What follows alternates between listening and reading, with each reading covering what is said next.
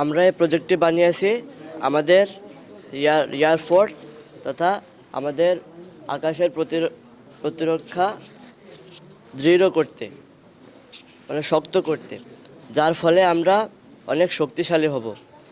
বর্তমান বিশ্বে অন্যান্য দেশগুলোতে এসব রয়েছে, যার ফলে অন্যান্য দেশগুলো অনেক শক্তিশালী এবং তাদের সামরিক শক্তিতেও তারা অনেক এগিয়ে। এই জন্য আমরা এই প্রজেক্টটি বানিয়েছি। আমাদের এখানে একটি কার্গো প্লেন রয়েছে, যেটি যুদ্ধ সরঞ্জাম নিতে সাহায্য করে। কার্গো প্লেন এক এক দেশ থেকে অন্য দেশ, এক জায়গা থেকে অন্য জায়গা যুদ্ধ সরঞ্জাম নিতে সক্ষম।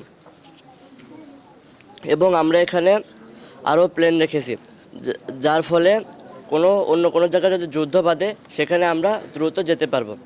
এখানে আমাদের একটি রাডার রয়েছে, যার ফলে প্লেন কোথা থেকে উড়বে সেটা দিক নির্দেশনা দিয়ে দেয়।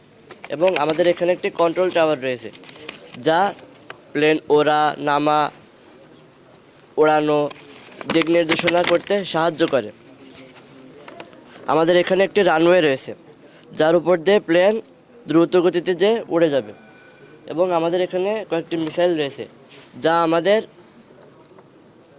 দেশের সামরিক শক্তি অনেক বাড়াতে সাহায্য করবে। এটি যদি আমাদের দেশে হয় তাহলে আমাদের দেশ অনেক উন্নত হবে এবং এটি আমাদের দেশের উন্নত সাধনের একটি মাধ্যম।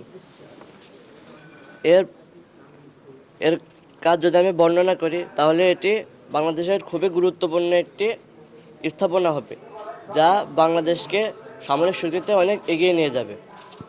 They have invented international air base, that means which can protect our country from outer enemy. আমরা জানি আমরা বাংলাদেশ এয়ার ডিফেন্স সিস্টেমটা আমাদের একটু দুর্বল।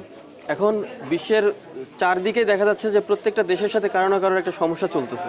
মানে আমরা কিন্তু যে কোনো দেশ আকাশ প্রতিরক্ষা ব্যবস্থা যাদের যত উন্নত তারা তত সিকিউর।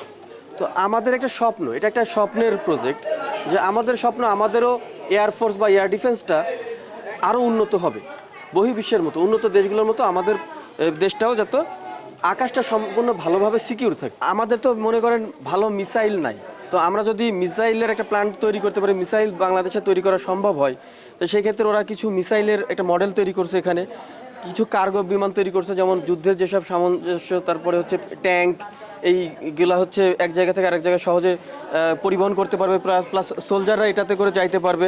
কিছু যুদ্ধ জাহাজ আছে, বিমান আছে, যেগুলো অত্যাধুনিক হওয়া আমাদের প্রয়োজন। তো সেইগুলো নিয়ে আর কি মোটামুটি একটা ওরা কনসেপ্ট তৈরি করছে। এটা আসলে কনসেপ্ট মডেল, এটা আসলে এটা এখনো বাস্তবে তো সম্ভব না এমনটা না, সম্ভব যাতে হয় সেই স্বপ্নটা নিয়ে এই প্রজেক্টটা আসলে করা।